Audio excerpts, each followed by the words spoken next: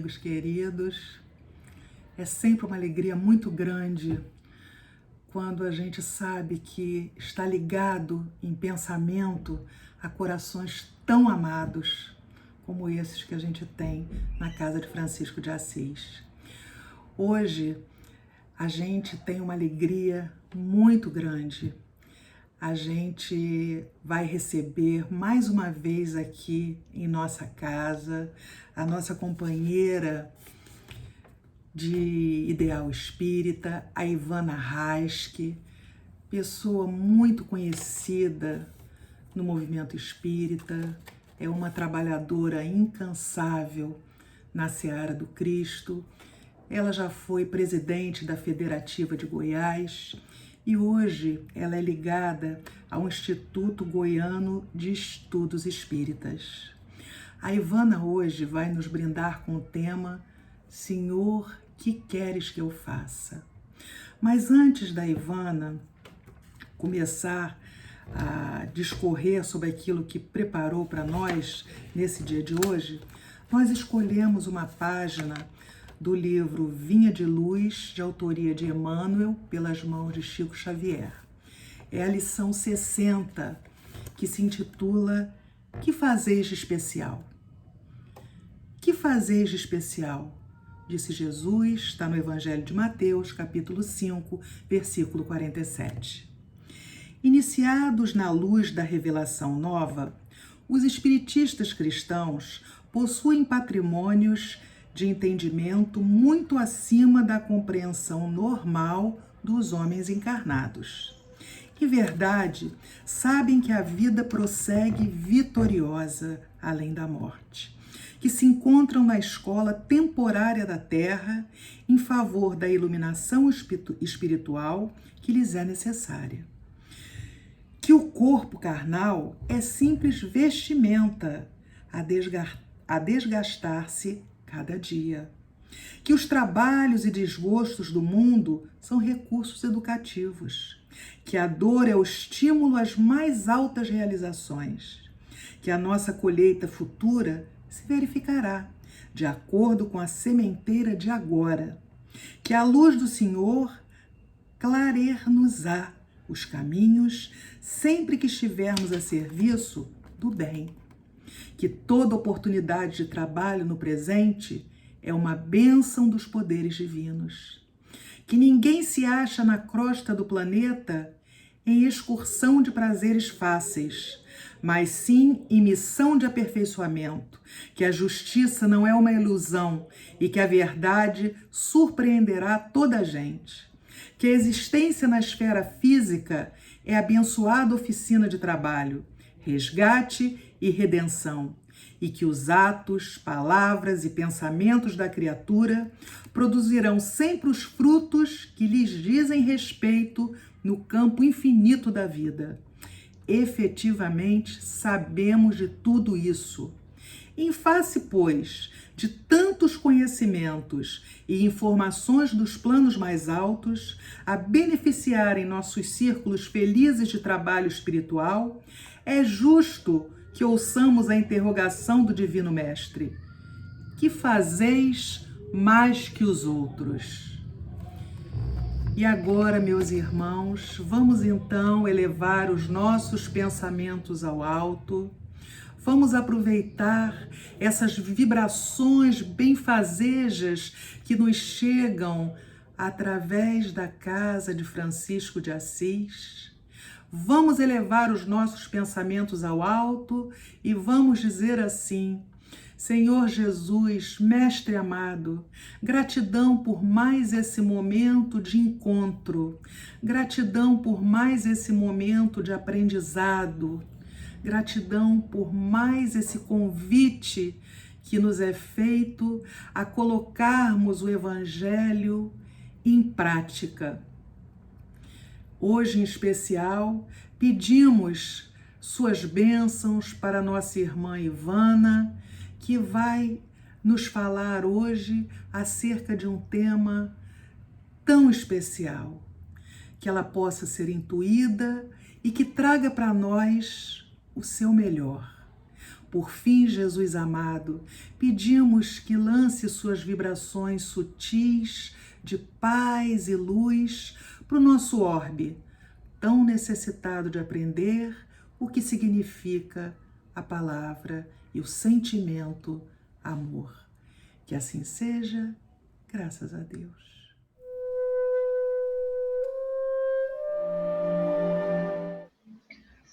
Olá, queridos amigos. É com muita alegria que nós estamos juntos aqui nessa oportunidade para estudarmos juntos os ensinamentos de Jesus à luz da doutrina espírita. Meu nome é Ivana Raisk, eu sou trabalhadora do Movimento Espírita em Goiás, atualmente na presidência do IGESE, Instituto Goiano de Estudos Espíritas. E hoje nós vamos refletir sobre uma frase dita por Paulo a Jesus, quando ele finalmente se rende ao Mestre.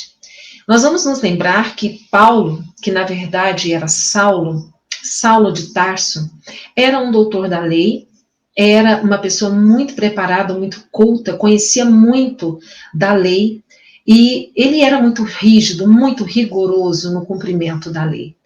Tanto que ele se torna um grande perseguidor dos cristãos. Ele não entendia a proposta de Jesus e ele achava que os cristãos eram perigosos, eram revolucionários. Então ele passa a perseguir os cristãos, inclusive ele autoriza o apedrejamento de Estevão, que foi o primeiro mártir do cristianismo. E numa determinada ocasião, quando Saulo estava a caminho da cidade de Damasco, justamente porque soube que havia ali um grupo de cristãos, e ele estava indo em missão de prender esse grupo, quando ele está às portas da cidade, ele vê uma grande luz, um clarão, que faz com que ele caia do cavalo, e ali no chão, ele ouve uma voz poderosa, que pergunta a ele: Saulo, Saulo, por que me persegues? E aí ele pergunta: quem é, Senhor? E aí a resposta vem: eu sou Jesus. Então, diante daquilo ali, ele se rende e faz aquela pergunta: que queres que eu faça, Senhor? E hoje nós ficamos nos perguntando o que Jesus espera que nós façamos. Porque Saulo, a partir daquele momento, ele se recolhe, ele perde a visão. Depois, quando ele a recupera, ele se recolhe por muitos anos, estudando os ensinamentos de Jesus, até se transformar num dos grandes divulgadores da Boa Nova, talvez o maior divulgador da Boa Nova que nós já tivemos. E Paulo, então, atendendo a esse chamado do Cristo, ele mudou completamente a sua vida. Ele, a partir daquele momento, ele dizia que não era mais ele que vivia, era o Cristo que vivia nele. E nós? Como é que nós temos levado a nossa vida? Como é que nós temos atendido a esse chamado de Jesus? Porque Jesus chama a cada um de nós. Eu encontrei um artigo muito interessante de um escritor, inclusive um escritor do Rio de Janeiro, que é o Américo Domingos Nunes Filho.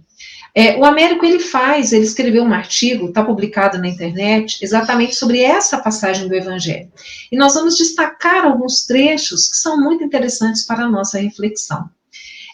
Quando Jesus pergunta, quando Saulo pergunta para Jesus, o que queres que eu faça, Senhor? O que farei, Senhor? Isso está, inclusive, relatado em Atos, no capítulo 22, versículo 10. Nós ficamos pensando assim, O que queres que eu faça, Senhor? E aí Jesus vai ter respostas muito objetivas para nós. Por exemplo, tem a seguinte passagem que Jesus nos diz: não sabes os mandamentos? Não adulterarás, não matarás, não furtarás, não dirás falso testemunho, honra teu pai e a tua mãe. Nós encontramos em Lucas, no capítulo 18, versículos 20. Jesus já dizia isso, que estava lá no decálogo de Moisés. Os 10 mandamentos de Moisés já tinha todo esse ensinamento. Então, Jesus nos recorda que a lei divina, ela já está colocada para nós há muitos anos, não é? Há muito tempo. Depois, também, uma outra orientação de Jesus, se nós perguntarmos a ele: Senhor, o que queres que eu faça? Negue a si mesmo. Veja só, isso está lá no Evangelho de Lucas, capítulo 9, versículo 23. Querendo dizer o quê? Para que nós possamos assumir uma nova caminhada na nossa vida. Negue a si mesmo no sentido de negar o nosso apego à vida material. Negar o apego a dar mais importância àquilo que não nos vai ser útil na vida futura. Os bens materiais, eles são aqui, nós usamos aqui na Terra, mas nós não levaremos conosco. Apenas as nossas conquistas morais e espirituais é que nós, sim, essa é nossa, nos pertence e ninguém vai nos tirar. Então, quando Jesus diz negue a si mesmo, abandone tudo que não tem importância realmente e siga os meus ensinamentos. Depois nós vamos encontrar também uma advertência de Jesus, que é uma orientação que nós devemos seguir. Reconcilie-se com o seu adversário enquanto está com ele no caminho. Veja só, nos mostrando a importância do perdão, de nós aprendermos a buscar aqueles com os quais nós tenhamos qualquer tipo de dificuldade, seja porque nós ferimos essa pessoa, seja porque essa pessoa nos feriu, mas que nós possamos buscar essa pessoa aqui, enquanto estamos aqui, porque é muito mais fácil nós já tentarmos resolver os problemas agora, do que nós deixarmos para o futuro, porque nós sabemos que nós teremos que resolver, isso é fato. Então, quanto antes, melhor, não é? E aí Jesus também diz o seguinte: não sairá da prisão enquanto não pagar o último ceitil. Lá no Evangelho de Mateus. É exatamente mostrando para nós a importância da nossa reencarnação, da vida aqui na Terra. A vida aqui na Terra, encarnado, é como se fosse uma prisão. Nós, espíritos imortais, estamos aqui presos a um corpo material, sujeito a todo tipo de sofrimentos, de vicissitudes, mas para quê? Exatamente para que nós tenhamos a oportunidade do aprendizado que é tão necessário para cada um de nós. Então, nós estamos aqui com esse objetivo de expiações, de provações, de acordo com a característica do mundo em que nós habitamos. Nós que somos espíritos em processo evolutivo, temos na reencarnação a oportunidade de colocarmos em prática aquilo que nós aprendemos quando estamos lá no plano espiritual e precisamos vir aqui para realmente demonstrar que nós estamos firmes no propósito de sermos pessoas melhores. Porque é aqui, no contato com a matéria, no contato com os outros, é que nós mostramos as nossas verdadeiras tendências espirituais. Então, por isso que Jesus, ele compara, né, a prisão como sendo a prisão do corpo, na reencarnação. E aí ele diz assim, não sairá enquanto não pagar o último ceitil. Ou seja, somente a partir do momento em que nós realmente nos aperfeiçoarmos espiritualmente, é que nós não teremos mais a necessidade da reencarnação. Porque enquanto nós tivermos o que expiar, o que passar por provações, nós ficaremos indo e vindo, reencarnando, retornando ao plano espiritual, de repente reencarnando de novo, numa sucessão de idas e vindas entre o plano espiritual e o plano material. Muito bem. Depois nós vamos encontrar uma outra passagem, Jesus nos orientando sobre o que devemos fazer, não é? Ele diz assim, o que comete erro é escravo do erro. Olhe que está curado, mas não erre mais para não suceder coisa pior. Lembra, Jesus falou isso quando ele promovia as curas, ele dizia, você está curado, mas cuidado, não torne a pecar, não cometa o mesmo erro, para que não te suceda coisa pior. Exatamente porque Deus nos dá a oportunidade, pelo amor, de nós resgatarmos os nossos erros. Mas se nós não utilizarmos o amor como essa ferramenta de resgate, nós teremos que lidar com as consequências dessa nossa rebeldia. E aí, com certeza, é quando a dor e o sofrimento acabam batendo na nossa porta, não é? E aí ele segue dizendo, não julgue para que não seja julgado. Olha que interessante. Jesus nos dizendo para nós termos empatia, nos colocarmos no lugar do outro. Exatamente porque Jesus também nos orientou que eu tenho muita facilidade de ver o erro do outro e não vejo o erro que tem em mim. Então, quem somos nós para julgar as atitudes das outras pessoas? Será que nós faríamos diferente se estivéssemos na mesma situação que essa pessoa? Então, não julguemos para que não sejamos julgados. Com o critério com que julgar, será julgado. E com a medida com que tiver medido, lhe medirão também. Está lá no Evangelho de João. de João, capítulo 7, versículo 2. Aí reforçando para nós, que nós receberemos aquilo que nós dermos. É a lei de ação e reação, ou a lei de causa e efeito. Então, se eu sou muito rigorosa no meu julgamento em relação a outra pessoa, da mesma forma eu serei julgada com esse mesmo rigor. Por isso que é importante que nós aprendamos a exercitar aquilo que é recomendado para nós como sendo o BIP, a verdadeira caridade conforme Jesus a entendia: benevolência, indulgência para com as imperfeições alheias e perdão das ofensas. Jesus nos recomenda que nós tenhamos esse tipo de sentimento o tempo todo, porque assim nós estaremos praticando a verdadeira caridade, da benevolência, da indulgência e do perdão. Quem leva para cativeiro vai. Isso está em Apocalipse. A cada um segundo as suas obras, também Apocalipse. Ou seja, a cada um segundo as suas obras, lei de ação e reação. Quem com ferro fere, com ferro será ferido. Quem planta arroz não colhe feijão, só colhe o que plantou.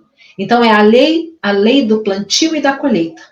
Nós podemos plantar o que nós quisermos, mas uma vez que foi plantado, necessariamente nós colheremos os frutos daquilo que nós plantamos. E nós estamos plantando o tempo todo com os nossos pensamentos, com as nossas atitudes, com as nossas crenças, com aquilo que nós estamos fazendo da nossa existência. Então, por isso que é importante nós pensarmos o que nós temos plantado. E o exemplo de Paulo, ele é muito interessante, porque Paulo, ele era uma pessoa de bem. Ele tinha Deus no coração. Ele era muito fiel à lei judaica que ele acreditava que era correta. Mas ele cometia muitos erros, achando que estava acertando. A partir do momento em que ele percebe a quantidade de erros que ele estava cometendo, ele muda completamente a vida dele e ele começa a resgatar com amor os erros do passado. Então, Saulo, depois Paulo de Tarso, é um exemplo para nós de como a mudança no roteiro da nossa vida pode fazer com que nós saiamos vitoriosos da nossa reencarnação. Seguindo aqui ainda, nós temos outra orientação de Jesus. Venha, bendito de meu Pai, entre na posse do reino que lhe está preparado desde a fundação do mundo. Porque tive fome e me deu de comer, tive sede e me deu de beber, era forasteiro e me hospedou, estava nu e me vestiu, enfermo e me visitou, preso e foi me ver. Jesus mostrando todas as formas que nós temos de atendê-lo, de sermos os seus seguidores, de fazermos a sua vontade. Toda vez que nós fizermos algo em benefício do nosso irmão, do nosso próximo, nós estaremos fazendo também a Jesus. Porque Jesus é o nosso irmão de amor, é o nosso irmão maior, que cuida de cada um de nós com o maior carinho. Porque Jesus, ele preside este planeta desde o seu início, desde a sua fundação.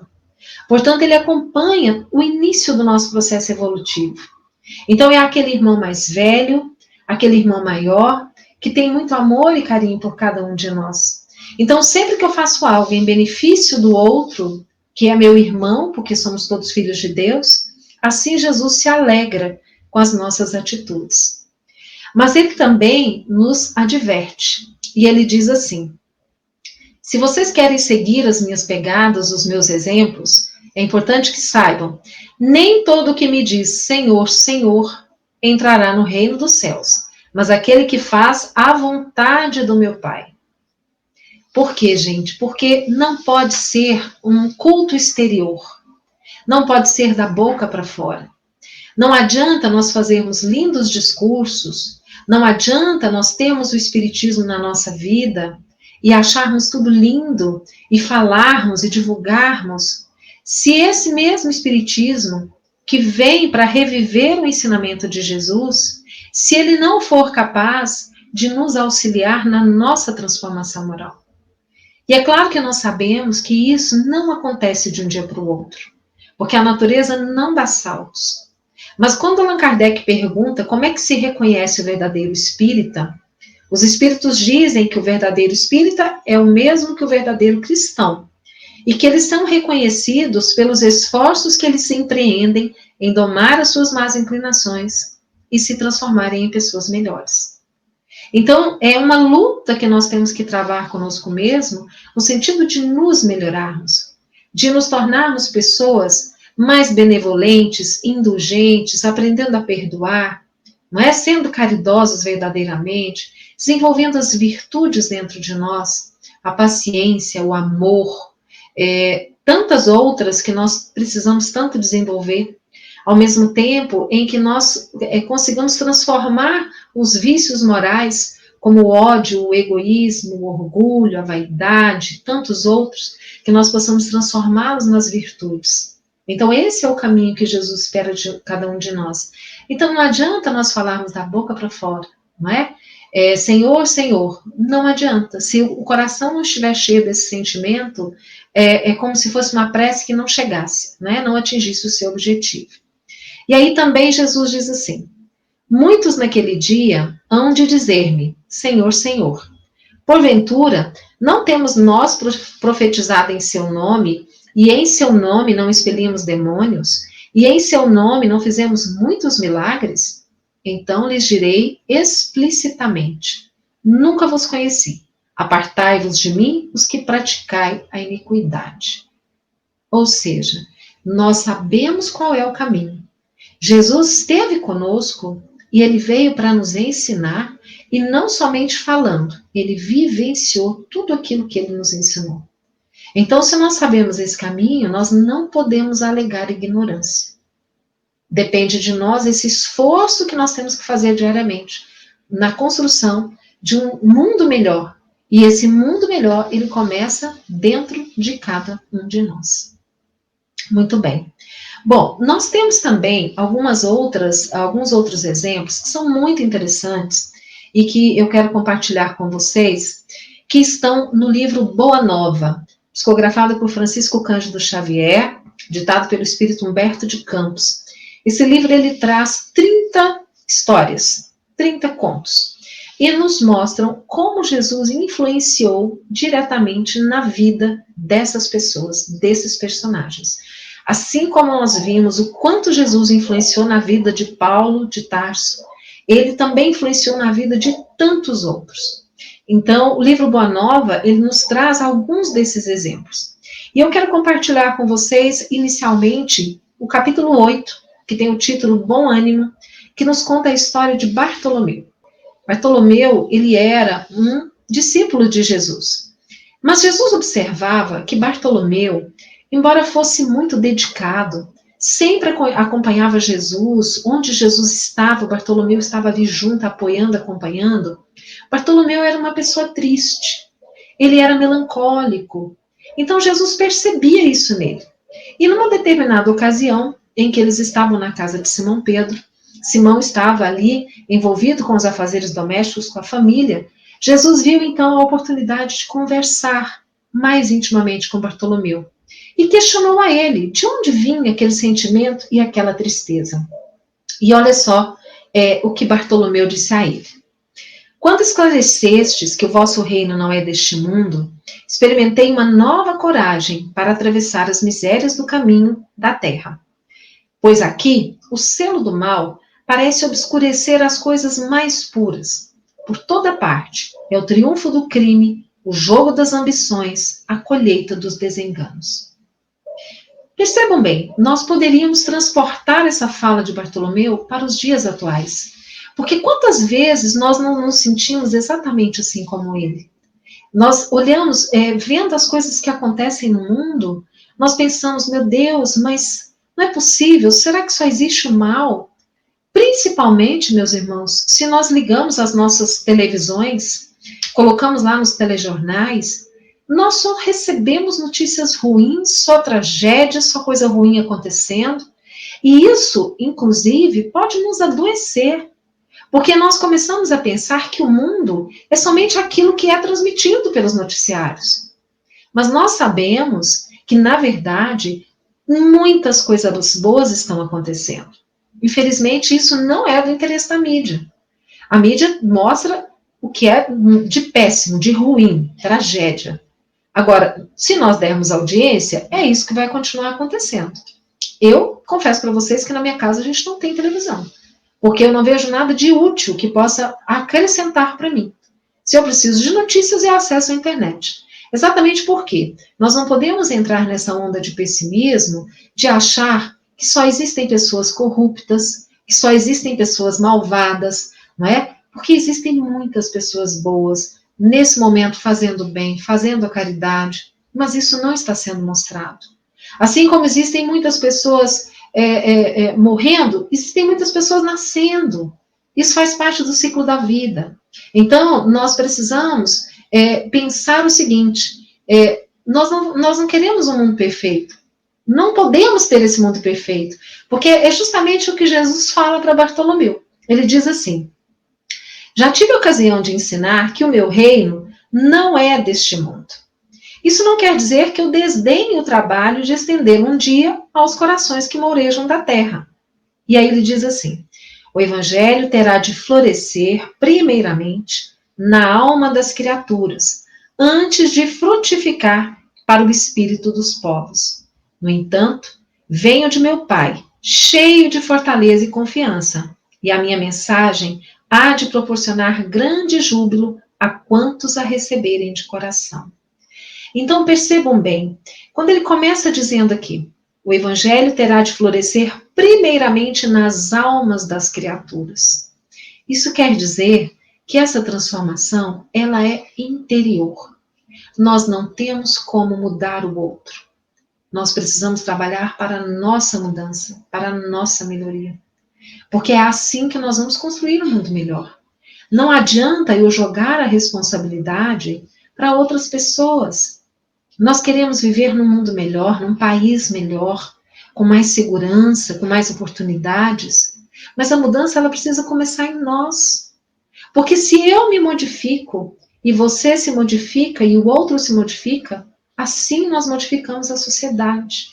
As mudanças, elas não são impostas. Não é por lei, não é por polícia, não é por guerra. As mudanças, elas são interiores. As leis são necessárias, sim, para nos disciplinar, mas a mudança efetiva, ela é uma transformação que acontece com cada um de nós. E aí, Jesus continua dizendo assim, a vida terrestre é uma estrada prodigiosa, que conduz aos braços amorosos de Deus. Vejam bem, a vida conduz aos braços de Deus. O trabalho é a marcha. A luta comum é a caminhada de cada dia.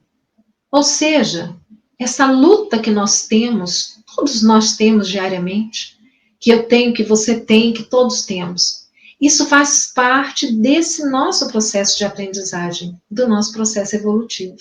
É a luta de cada dia.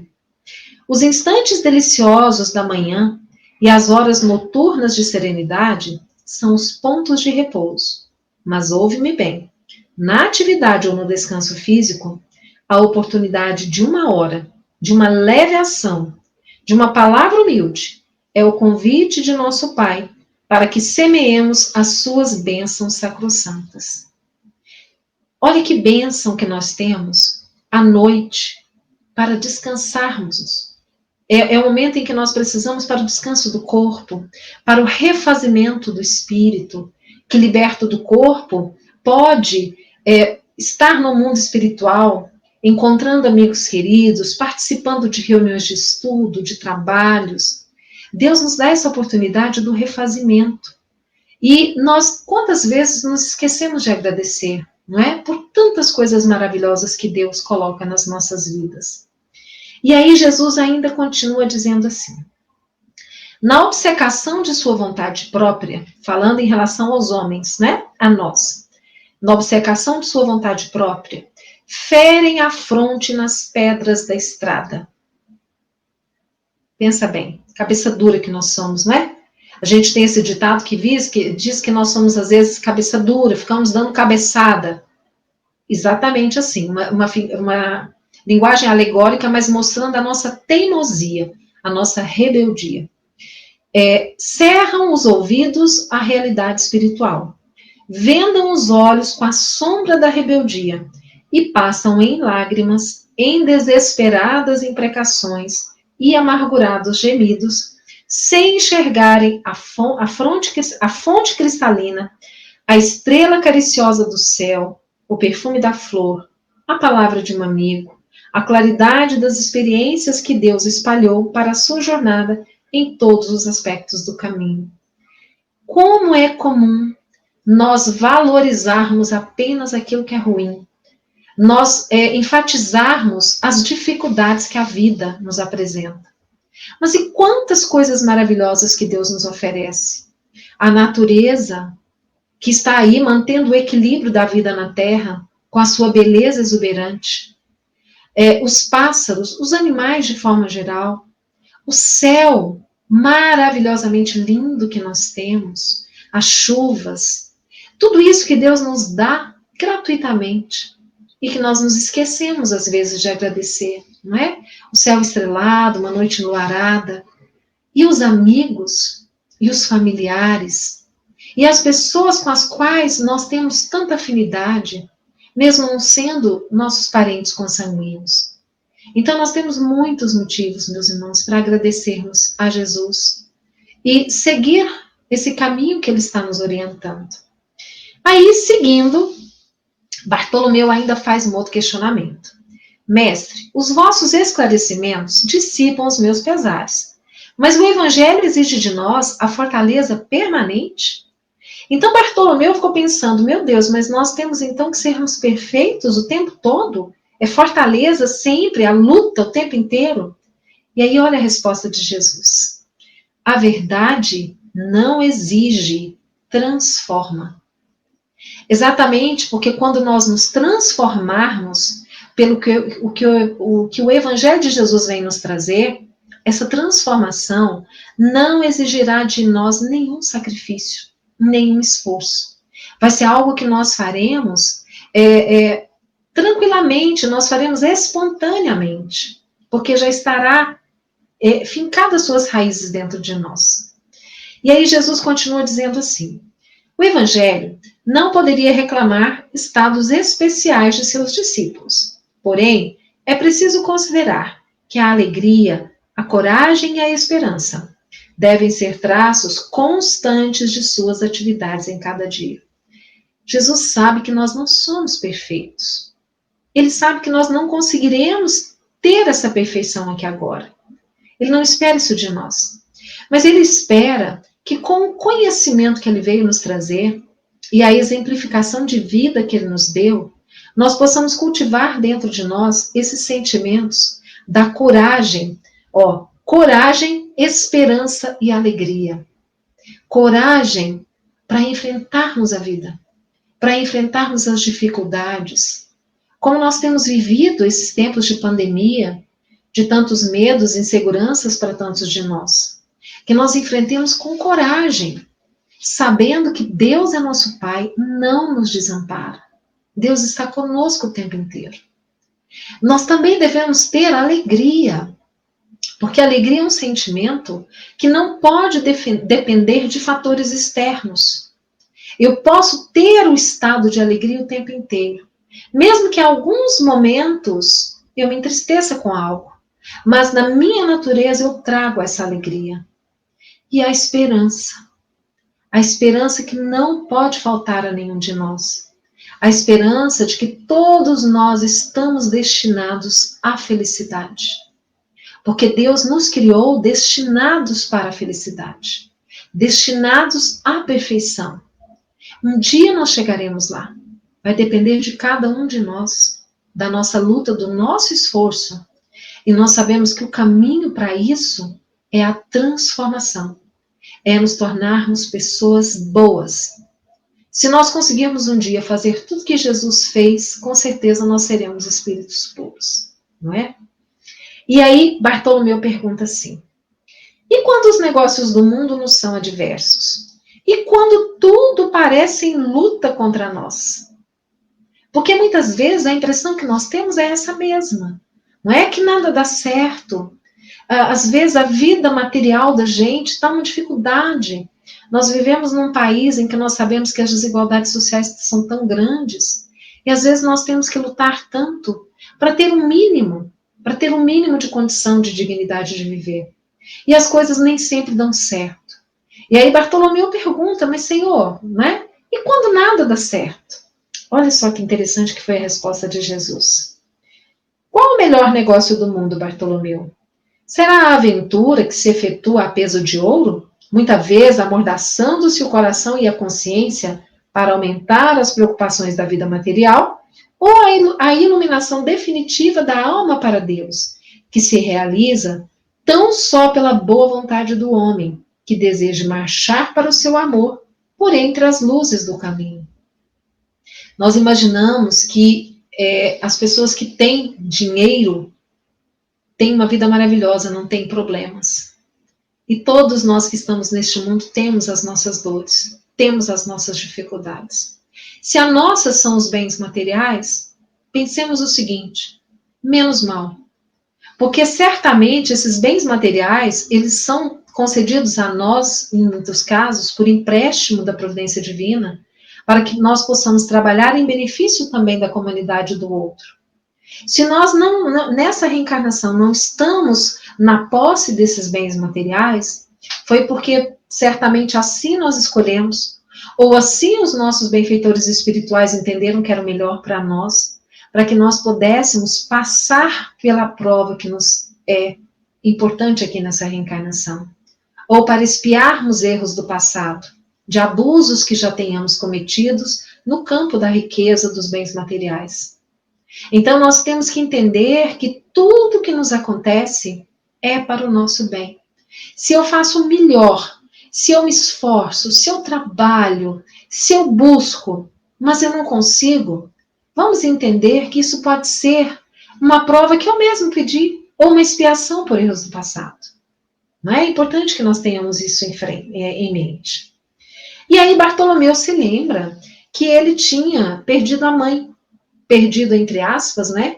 A mãe havia falecido há cerca de 3 meses. E aí ele diz assim, mestre, e não será justificável a tristeza quando perdemos um ente amado?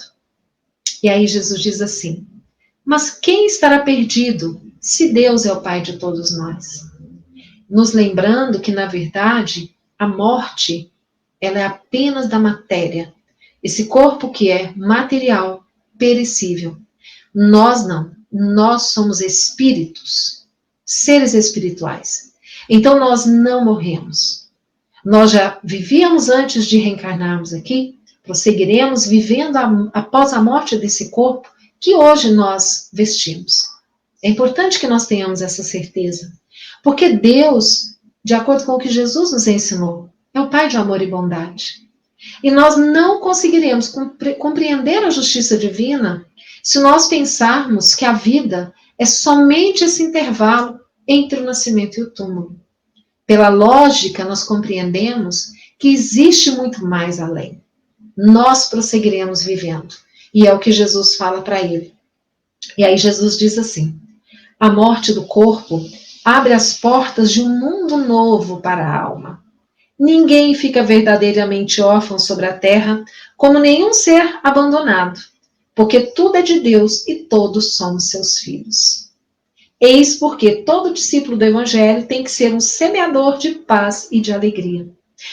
Quantos relatos nós temos de espíritos, os próprios codificadores da doutrina espírita, depois outros espíritos que vieram trazendo informações sobre a realidade do espírito no mundo espiritual, como é o caso de André Luiz, Emmanuel, pela psicografia de Chico Xavier, como é o caso de vários espíritos pela psicografia de Divaldo Franco, não é? Manuel Filomeno de Miranda e outros, tantos espíritos pela mediunidade de Ivone do Amaral Pereira, inclusive relatando para nós as consequências daquele que tira a própria vida pelas portas do suicídio, como é o caso do livro Memórias de um Suicida, que é tão esclarecedor, um livro tão importante que nós estudemos e conheçamos a realidade que é do suicídio.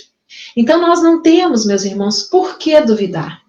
E aí a história prossegue.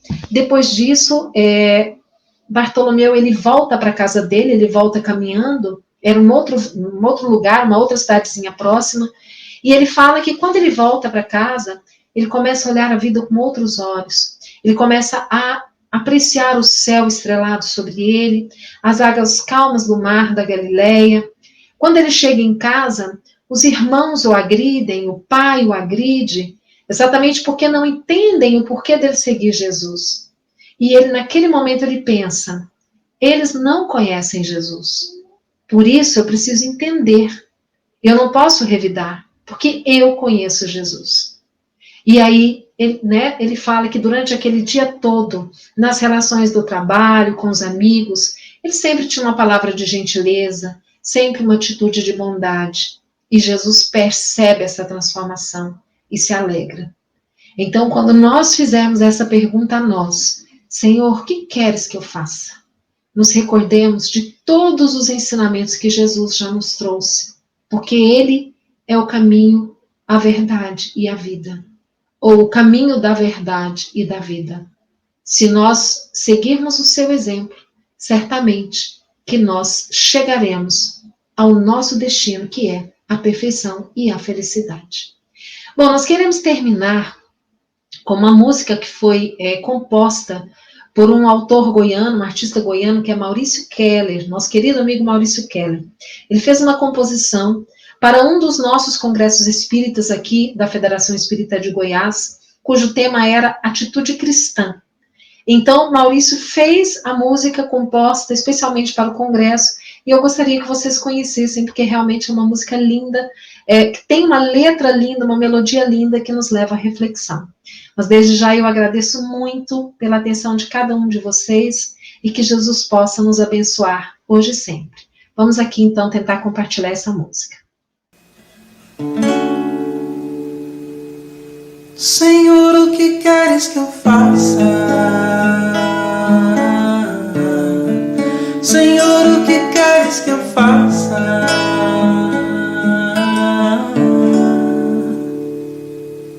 Estrada espinhosa você percorreu, às vezes com pedras você respondeu.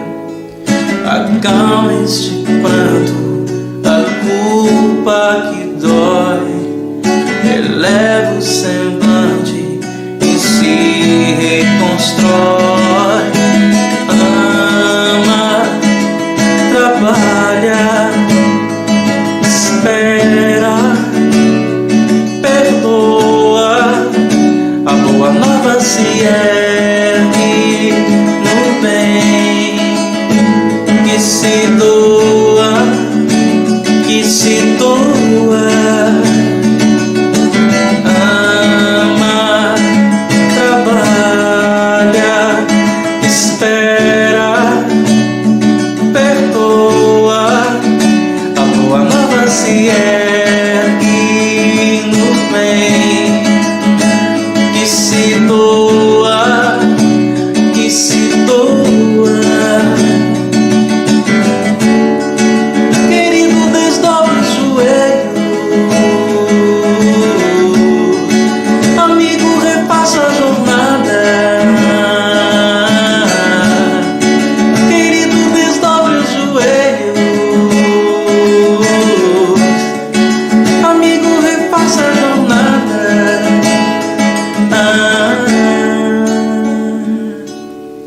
Persiga em si mesmo a força do amor, descubra a cegueira, a causa da dor, exale da alma, do fundo do frasco, perfumes do campo, da flor de damasco. Ama, trabalha, espera, perdoa. A boa nova se ergue no bem, que se doa, que se doa. Ama, trabalha, espera, perdoa. A boa nova se ergue no bem, que se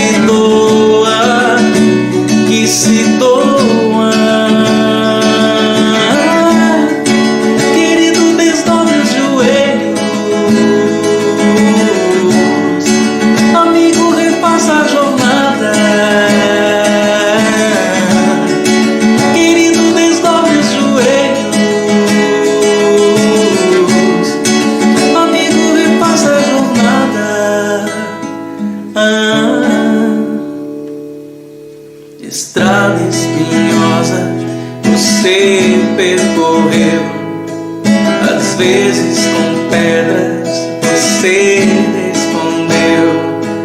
Acalma este pranto, a culpa que dói. Eleva o semblante e se reconstrói. Ama, trabalha, espera, perdoa. A boa nova se é